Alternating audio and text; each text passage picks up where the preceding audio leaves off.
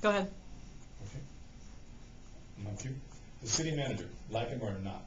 I can't say I like him or dislike him. I have mixed feelings about the city manager. Am I allowed to elaborate on that? Oh, yeah, Please do. absolutely. Okay. The city manager, in my opinion, has done an excellent job with the managing of the city's finances.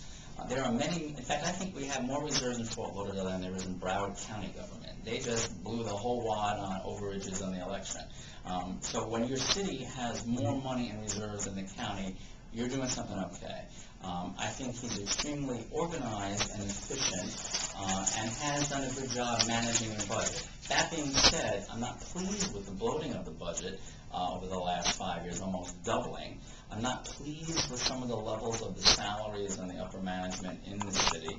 And I think that the style, the micromanaging style, is sometimes, as I mentioned earlier with the police department, counterproductive. I think that you need to be able to trust the leadership people in your departments to run those departments and not do that kind of micromanaging Is there stuff. somebody you could feel comfortable working with? I could feel, I'm the type of person, just so you know, I work with a lot of different people over my life and a lot of different personalities. I think you have to be comfortable dealing with people. What I want to do when elected is get into a position where we are actually, well, the commission sets policy.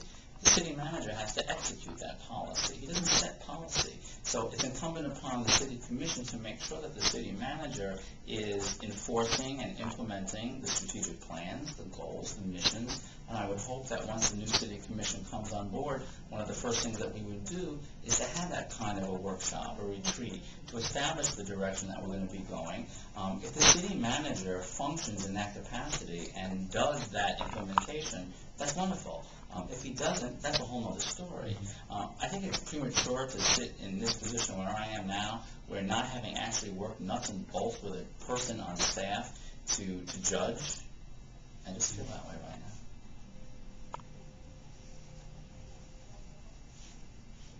now. Are you more intent on running against your opponent, or just running on what changes you plan to bring? I mean, are you going to go running against her record?